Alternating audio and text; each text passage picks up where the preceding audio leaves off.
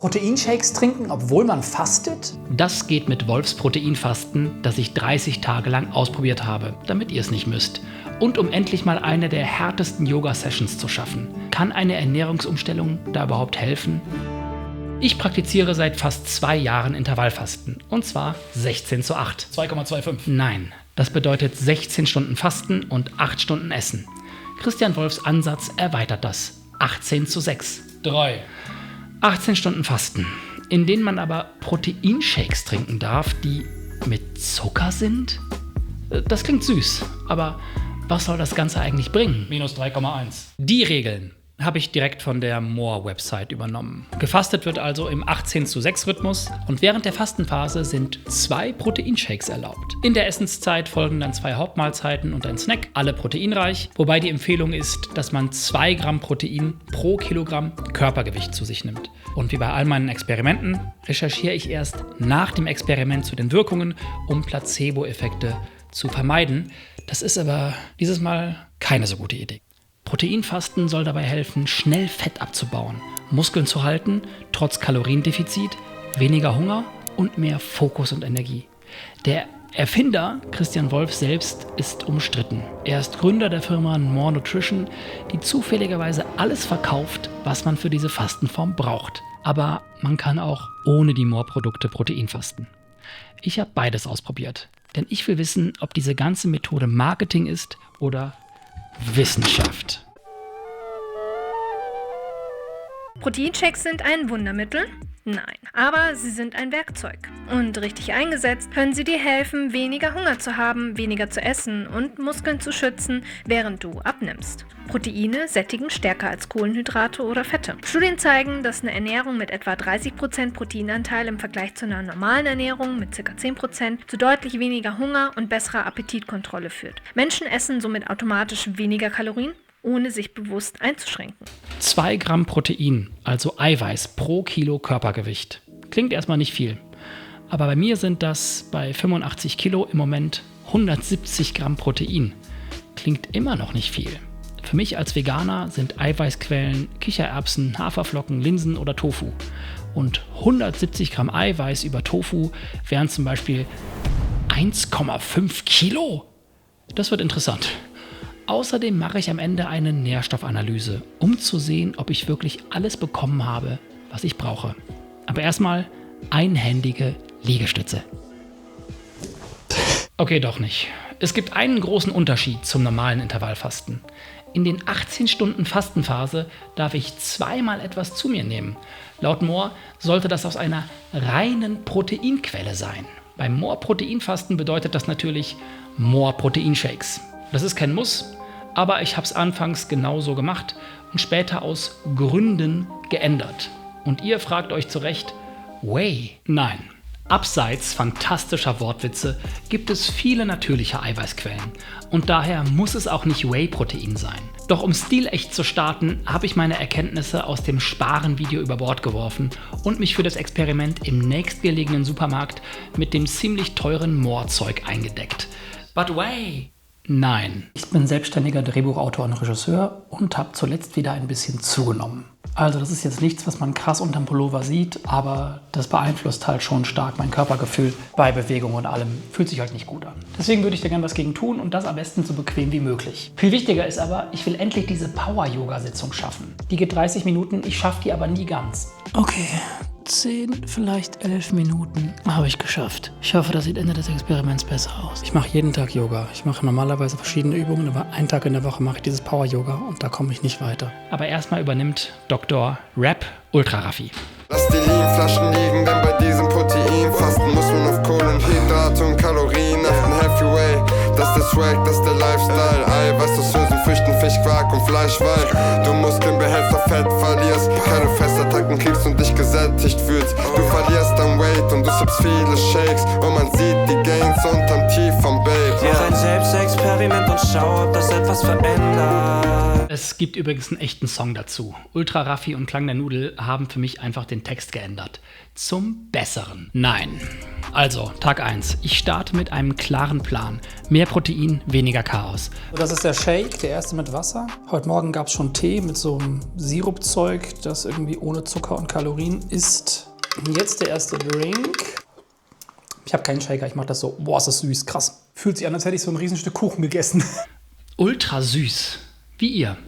Aber irgendwie irritiert mich das Ganze. Ich habe mich jetzt auf 18 Stunden nichts essen eingestellt und jetzt darf ich super süß in den Tag starten? Was für einen Kommentar schreibst du da gerade? Ist das was Fieses? Du startest immer super süß in den Tag, du bist ja du. Leonie, du auch. Ach Mann, jetzt werde ich rot. Und das bestimmt nicht zum letzten Mal in dem Video. Kannst du weitermachen? Das eigentlich Irritierende ist aber, dass ich 2 Stunden vor meinem gewohnten Frühstück schon den ersten Proteinshake zu mir nehme. Süß, tatsächlich lecker und irgendwie füllend. Das ist aber auch kein Wunder, denn mein Proteinshake ist unter anderem Zucker und Sucralose. Das ist interessant und dazu gibt es auch Forschung. Sucralose ist nicht automatisch schlecht, aber auch kein Freifahrtschein. Für die einen ist es ein sehr hilfreicher Zuckersatz, für andere ein kleiner Stoffwechselstolperstein, somit ein sehr individuelles Thema. Sucralose ist ein kalorienfreier Süßstoff, der 600 mal süßer ist als Zucker. Die meisten Studien zeigen, beim gesunden Menschen hat sie keinen messbaren Einfluss auf den Blutzucker. Es gibt aber einzelne Untersuchungen, besonders bei Personen mit starkem Übergewicht, in denen Sucralose die Insulin- oder Glukosereaktion leicht beeinflusst kann. Neuere Forschungen weisen darauf hin, dass Süßstoffe bei manchen Menschen das Darmmikrobiom verändern könnte, was indirekt auch den Glukosestoffwechsel beeinflusst. Aber ob diese Veränderungen jetzt langfristig positiv, neutral oder ungünstig sind, wissen wir nicht. Wir brauchen dafür Langzeitstudien. Aber eine etwas aktuellste Arbeit zeigt jedoch, dass der langfristige Einsatz von Süßstoffen Menschen mit Übergewicht helfen kann, Gewicht zu stabilisieren und dabei sogar positive Veränderungen im Mikrobiom auftreten können. Vielleicht liegt das am sehr süßen Frühstück, aber ich habe das Gefühl, noch mehr Hunger zu haben als sonst. Ich war erst ja so gefüllt wie nach so einem Kuchenessen, aber jetzt habe ich so Snackhunger. Gut, zum Glück dauert es nicht mehr so lange, bis es was zu essen gibt. Das ist mein Essensplan für heute. Da freue ich mich auch drauf, aber so richtig drauf warten kann ich gerade nicht mehr. Muss ich aber. Das ist ein bisschen unangenehm. Das ist aber vermutlich normal, da der Körper einige Tage braucht, bis das Hungerhormon sich stabilisiert nach einer solchen Umstellung. Der Körper muss sich erstmal an den neuen Rhythmus gewöhnen. Also erstmal wiegt man vorher das Essen, wenn man ja immer so genau gucken muss, wie viel Protein und so drin ist. Und dann denkt man schon, es ist eine kleine Portion. Aber ich habe jetzt weggeatmet und ich habe immer noch Hunger. Und das macht Sinn, man muss ja so im Kaloriendefizit sein, um ein bisschen abzunehmen. Aber also, es ist ein bisschen unangenehm. Und so kämpfe ich mich mit Dauerappetit und einem diffusen Hungergefühl durch den Tag und denke vor allem an Essen. Und bevor ich rausfinden kann, warum das so ist, versuche ich alles Mögliche, um mich abzulenken. Und am besten funktioniert das bei mir aktuell mit Han Kang und ihrem neuen Buch Deine kalten Hände. Es geht um Schönheitsnormen, Körperideale und die Geschichte wird so bildhaft und packend erzählt, dass ich gar nicht aufhören kann, das Buch zu hören auf Bookbeat. Auf Bookbeat findest du über 800.000 Hörbücher, Hörspiele und E-Books. Und mein Lieblingsfeature ist die nahtlose Wechselfunktion. Ich kann mein Hörbuch stoppen und genau an der gleichen Stelle als E-Book weiterlesen. Oder umgekehrt. Die Geschichte geht einfach mit. Ich verschlinge aktuell die gesamten Bücher von Han Kang, tauche aber auch gern in nostalgische und aktuelle Hörspiele ab. Und falls du das auch ausprobieren möchtest, kannst du Bookbeat mit meinem Code jetzt 60 Tage kostenlos testen. Ich liebe Bookbeat. Und falls du wieder mit dem Lesen anfangen möchtest, ist die Wechselfunktion ein perfekter Einstieg für dich. Lesen, hören, lesen in deinem Tempo. Aber ich habe jetzt erstmal Hunger und der wird immer schlimmer. Wenn man etwas Süßes trinkt, denkt der Körper, es kommt gleich Zucker. Aber die Energie bleibt aus. Und bei empfindlichen Menschen wie mir, was tippst du da schon wieder? Empfindlich? Ich würde sagen sensibel im besten Sinn. Moritz. Also bei empfindlichen Menschen kann das dazu führen, dass der Blutzucker kurz absinkt und man schneller wieder Hunger bekommt. Dazu kommt, dass die Shakes so gut wie keine Ballaststoffe haben und man nichts kaut. Kauen ist wichtig, weil dabei Hormone freigesetzt werden, die dem Gehirn sagen, dass wir jetzt essen und gleich satt sein werden. Boah.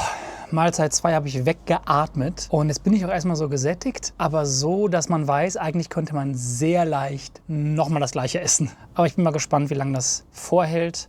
Und so atme ich auch die zweite Mahlzeit weg. Und vielleicht ist es der Hunger, aber das Essen schmeckt so gut wie lange nicht mehr. Auf den Snack oder Shake am Abend verzichte ich dann aber, weil ich keine Lust auf so viel Süß habe. Und ich habe mir leider keinen neutralen Shake gekauft. Hätte ich auch machen können, aber ich hatte Angst, dass der nicht schmeckt. Ich habe den mit Zimtgeschmack gekauft. Mag ich sehr gerne. Und der ist ja auch zuckerfrei. Oder? 100% und ohne Zweifel falsch. Ich habe am Anfang ja gesagt, dass in dem zuckerfreien Shake Zucker ist. Und das ist illegal. Nein.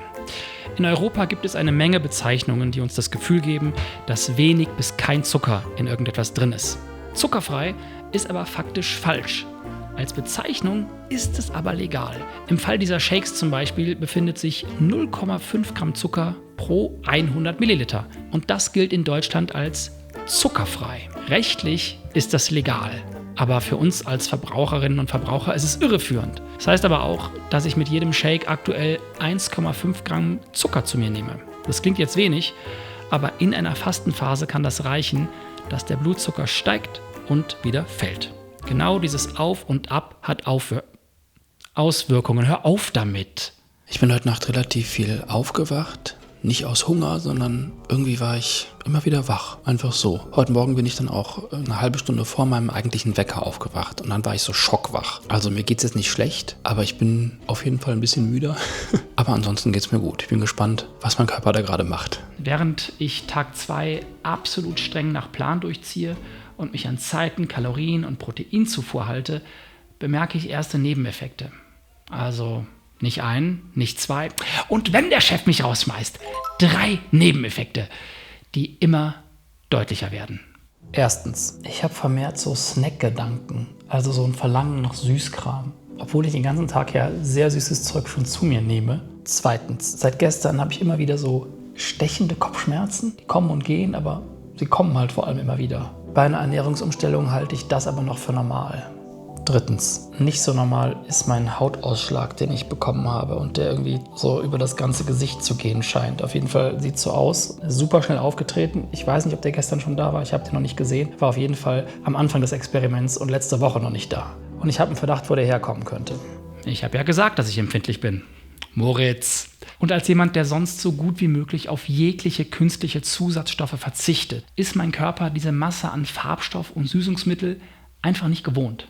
Kopfschmerzen, Hunger, aber ich glaube, ich nehme ab und das ist ein gutes Gefühl, weil ich mich gerade ja nicht so wohl fühle in meinem Körper. Allerdings sind gewisse Effekte bei einer Ernährungsumstellung auch gar nicht unüblich. Der Körper reagiert hier mit Kopfschmerzen, Müdigkeit und Konzentrationsschwäche. Das ist alles normal.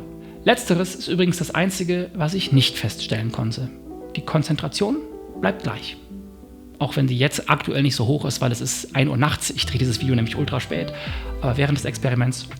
Ich sitze hier, habe meinen Shake getrunken, mache meine Arbeit und habe irgendwie das Gefühl, ich esse die ganze Zeit nur Junkfood. Ja, diesen Sirup hier lasse ich übrigens jetzt weg. Ich vermute, dass der für meinen Hautausschlag verantwortlich ist. Ist das wirklich der Sirup oder liegt das vielleicht an was anderem? Das finde ich später raus. Aber erstmal kämpfe ich vor allem mit sinkenden und steigenden Energieleveln. Lass das. Ich bin sehr viel schneller wach und müde und das in ständigem Wechsel. Das strengt ganz schön an. Lass das doch bitte. Anders als bei meiner bisherigen Ernährungsform, bei der ich kein Mittagstief hatte, habe ich jetzt mehrere. Das sind so mehrere kleine Tiefs über den Tag, meistens so eine halbe Stunde bis Stunde, bevor es wieder was zu essen gibt. Und das nervt ehrlich gesagt, weil das zerschießt den Tag so. Also ich habe immer wieder so diese Hungergefühle und dann diese krassen Täler, wo ich wirklich abbaue und wirklich jetzt auch gerade auf jeden Fall. Und das ist bei dieser Methode alles normal.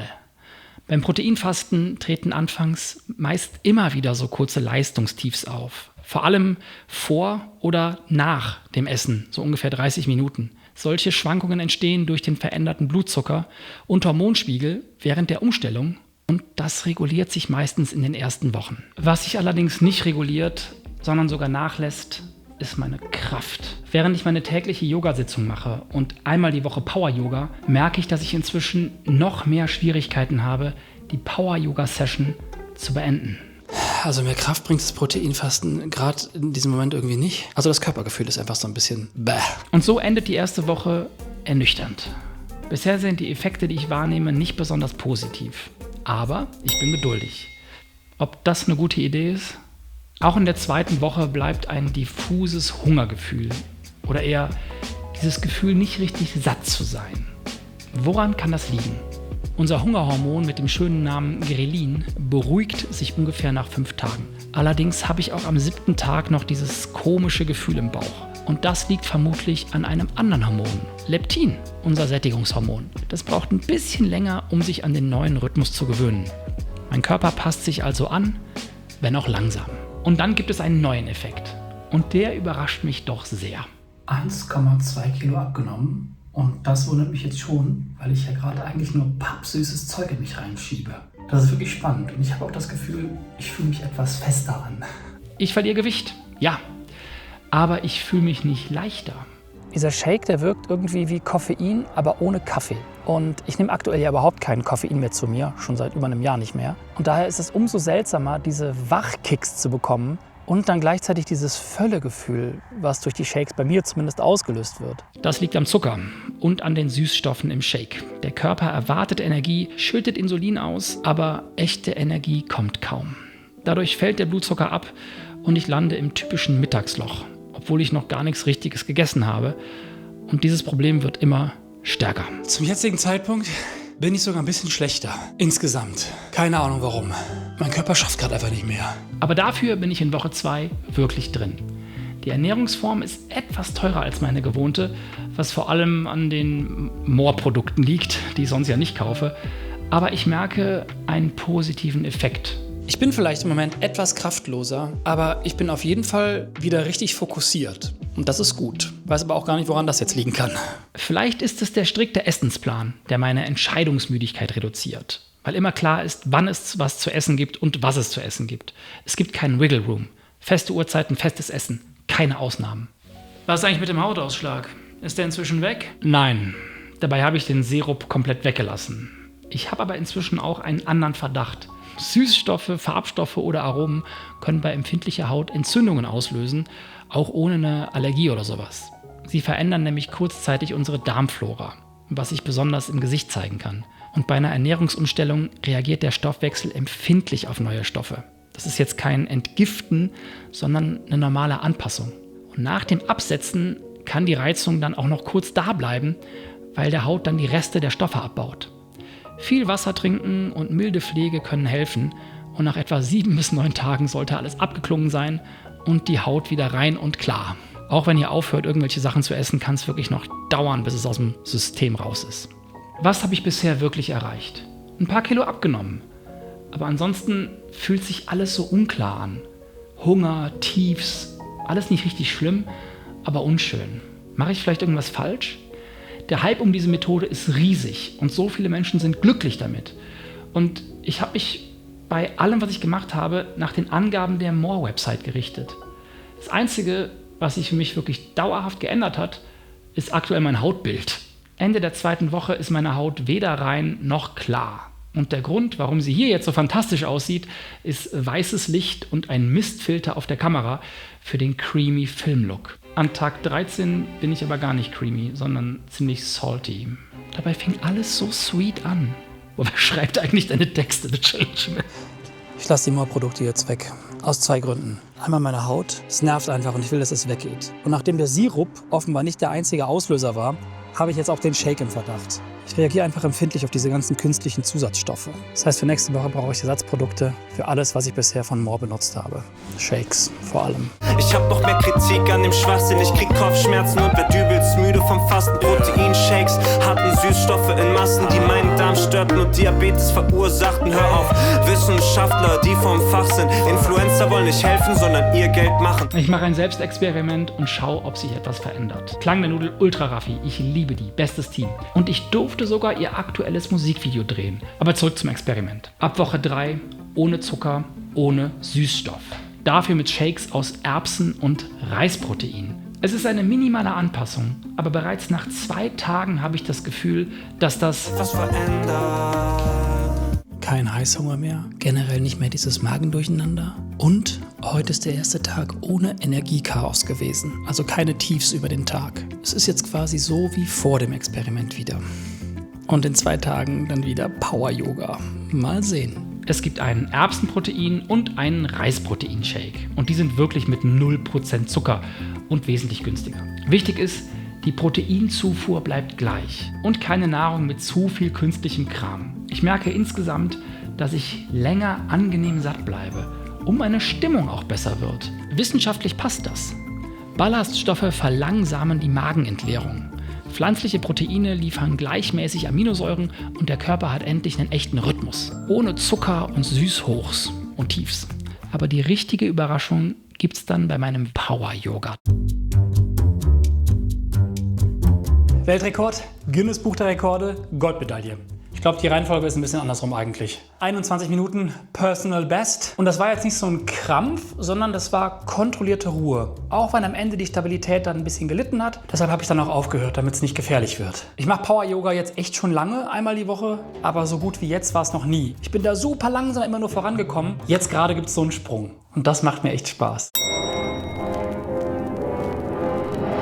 Ich will nichts schlecht reden, aber mir persönlich geht es ohne die Moor-Produkte besser. Vielleicht ist das mein empfindlicher Magen und für irgendwen da draußen sind Moor-Produkte das Nonplusultra. Für mich nicht. Ja, super. Aber was ist mit dem Hautausschlag? Hat sich da jetzt wirklich was getan? Oder ist unklar, woher das kam? Ein Reim. Und ja, ob ich zugenommen habe, wollt ihr sicher auch wissen. Ihr neugierigen Frechdechse. Dachse. Ich glaube Dachse. Klären wir gleich noch.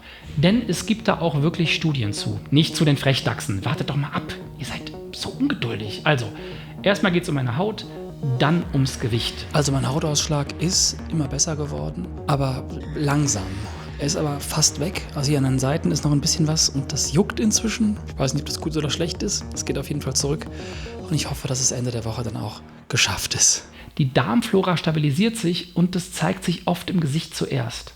An Tag 25 merke ich beim Power-Yoga nochmal einen deutlichen Unterschied. Ich komme erstaunlich gut durch die Übung, schaffe sie aber immer noch nicht ganz. Mein Körpergewicht bewegt sich in Woche 4 auch nochmal so ein bisschen. Insgesamt sind das jetzt fast 3 Kilo in 4 Wochen. Erst sehr schnell, dann ruhig, am Ende stabil. Aber ist das wirklich nachhaltig und bleibt es auch stabil? Dazu wurde tatsächlich recht exzessiv geforscht. Was übrigens nicht besonders gut erforscht ist, ist mein neuer Kalender für nächstes Jahr. Der Menschen machen müde Kalender. Den gibt es jetzt im Shop. #Werbung ist jetzt vorbestellbar. Dr. Shantni Kumar.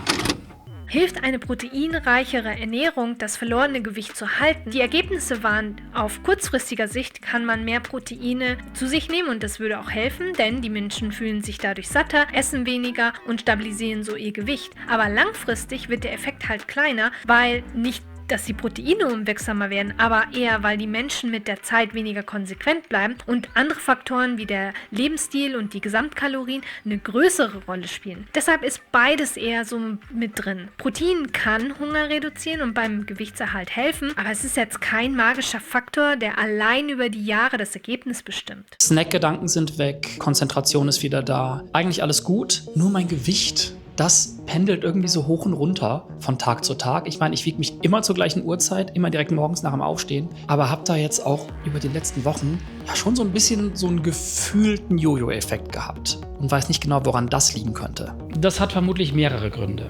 In Woche 1 bis 3 war mein Gewicht so klar, weil ich komplett anders gegessen habe. In Woche 1 und 2 gab es aber auch weniger Ballaststoffe. Viel weniger echtes Essen und mehr Shakes, also auch mehr Süßstoff. Dadurch war mein Magen oft leer und mein Körper hatte am Anfang vor allem Wasser und gespeicherte Kohlenhydrate verloren. Das sieht dann schnell nach Erfolg auf der Waage aus. Ab Woche 3 esse ich dann echtes, ballaststoffreiches veganes Essen. Weiter nach dem Moor-Prinzip, aber halt ohne die Shakes. Mehr Linsen, Bohnen, Gemüse und normale Kohlenhydrate sorgen dafür, dass der Körper wieder mehr Wasser hält, mehr Verdauungsvolumen hat und die Muskeln sich besser erholen. Aber dadurch kann das Gewicht auch wieder etwas steigen, bleibt dann aber langfristig stabiler. Und ob ich auch mehr Kraft gewinnen konnte, wird mein finaler Power-Yoga-Check zeigen. Und bevor ich anfange, habe ich eine sehr klare Vorstellung davon, was gleich beim Power-Yoga passieren wird. Und diese Vorstellung ist heftig. Und vielleicht sage ich jetzt hier gleich das Heftigste, was ich jemals öffentlich gesagt habe. Okay, doch nicht. Aber am Ende mache ich dann auch noch eine Nährstoffanalyse, um zu sehen, ob das, was ich da mache, auch alles abdeckt, was ich brauche. Für vegan lebende Menschen ist es immer wichtig. Aber jetzt erstmal Power-Yoga. Ich konnte meine Zeit nochmal verbessern. Nicht unbedingt, weil ich so viel muskulöser bin. Ich meine, bin ich offensichtlich nicht. Aber ich bin stabiler. Und das macht bei Yoga einen riesigen Unterschied. Ich fühle mich auch nicht stärker. Aber das wirklich Überraschende kommt gleich noch. Denn ich werde das Proteinfasten nicht weitermachen. Und zwar aus einem sehr klaren Grund. Ich stehe nicht auf diese Showmuskeln. Mir reicht das, was ich mit Yoga erreiche, komplett aus, um gesund zu sein und stabil. Und was Christian Wolf angeht. Stopp! Ich habe keine Lust auf subjektives Gebäsche. Es gibt so viel Hass und Wut und Schlechtreden von allem im Internet. Everyone can relate to hate. Und alle sind so wütend. Ich mache das nicht. Ich will Hopecore. Und ich mache das, was wir vielleicht alle sehr viel mehr tun sollten. Natürlich soll Christian Wolf kritisiert werden für die Dinge, die zu kritisieren sind. Er leistet sich genug. Aber das geht auch freundlich. Aber das mache nicht ich. Das machst du. Christian Wolf hat sich mit Nor Nutrition eine riesige Marke aufgebaut. Und das ist beeindruckend. Viele Menschen schwören auf seine Produkte und fühlen sich mit seinem Konzept des Proteinfastens wohl. Kritik gibt es vor allem daran, dass die beworbenen Effekte nicht immer wissenschaftlich belegt sind. Seine Proteinempfehlung von 2 Gramm pro Kilogramm Körpergewicht liegt über dem, was Expertinnen und Experten empfehlen. Und viele Produkte enthalten Süßstoffe. Außerdem verschwimmen bei ihm oft Marketing und Aufklärung und das sorgt für Diskussionen. Auch geht Christian Wolf in seinen öffentlichen Auftritten manchmal sehr konfrontativ vor. Er reagiert auf Kritik an ihm häufig in einem Ton, der als einschüchternd und überzogen wahrgenommen wird. Das löst immer wieder starke Reaktionen seiner Community aus und hat bereits zu Situationen geführt, in denen Betroffene sich bedrängt oder eingeschüchtert gefühlt haben. Aber abseits von seiner Person gibt es jetzt keinen Grund, anderen das Proteinfasten madig zu machen, wenn es für sie funktioniert und sie glücklich macht und solange es sie nicht gefährdet. Denn das kann Proteinfasten theoretisch tatsächlich auch.